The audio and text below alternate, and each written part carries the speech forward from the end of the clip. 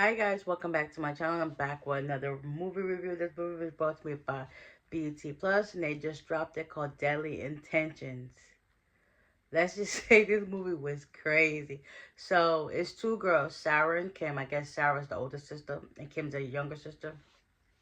So they both work at this valet service. Well, yeah, where they at a restaurant, and they basically like they valet people's cars, the rich people cars, and at night while the guests are in there eating a meal with whatever the case may be, they take the cars. Well, Sarah, she takes the cars, goes to their address, and robs them for their valuables, and then she goes to, I guess, this other guy that they have, and sells it to him, and he gives him the money. So the first attempt, they end up the lady ended up putting it on the news, says she got robbed and a certain um item was taken out her house. Meanwhile, her boyfriend Chris comes in because Sarah and Kim, I guess, live in a they live in an apartment, but they want to get a house, so they're saving up for a house. And growing up, their mom was in an abusive relationship, so they watched their mom get beat all the time. So I guess after a while, the mom had enough, and she ended up leaving the guy that she was with. And then the girls just grew up like, listen, I don't want mom to ever feel this way, or I don't want us to be like this. So fast forward, Sarah has her boyfriend Kim.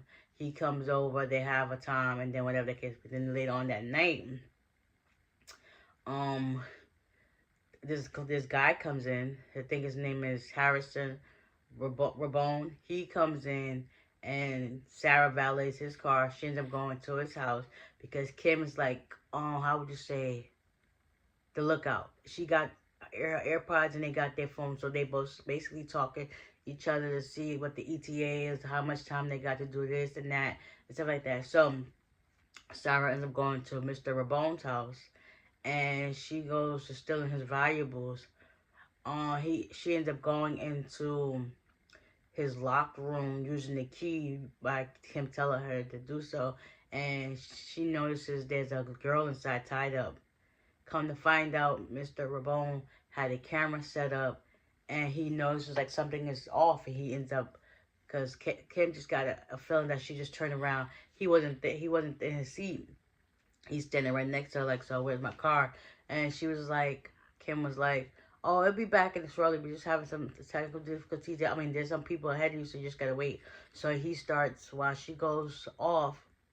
Mr. Rabone, he pulls out his phone and he starts looking at the camera because the girl that he tied up says a camera. So Sarah hurried put the stuff back on, her mask back on, and left. And by that time, he already seen in his phone that she just sitting there looking. So Sarah finally gets back to the restaurant, gives him his car. He runs to the house. And he asks the girl, was anybody in here? She was like, no, no, no. He asked her, get anybody in here? No, no, no. So he was like, all right, cool. Next thing you know, Kim and Sarah gets home. Sarah tells Kim that there was a girl tied up in the house, and Kim was like, "That's not our business. Don't worry about it." So, I believe while they're still at the restaurant, Sarah calls 911, tells them about a girl being held in Mr. Rabone's house. So the police go out there to the house. They don't make it inside, but Sarah also goes to his house. She parks a few houses down, whatever, in her car, whatever. And she also has issues with her car too. So it's like, whatever. He watches her. There's a phone call. Chris comes in and she tries to cut it off. And he's just like, He tried to play it off as if he know that somebody's watching, but she also stays still so that she didn't detect, and he didn't detect any movement. Eventually, he goes into the house. And then later on, Kim goes to find her, and it's like they're back and forth with the same thing. So, long story short, come to find out that Mr. Rabone is Sarah's dad. Kim's dad was somebody else that his their mother had an affair with. Mr. Rabone also killed Donna.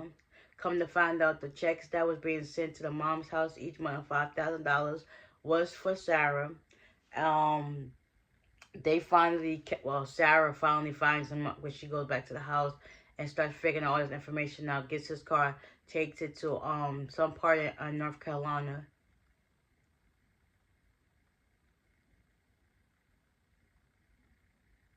Weird, but takes it to some part in North Carolina and finds that Kim is held up in some cabin.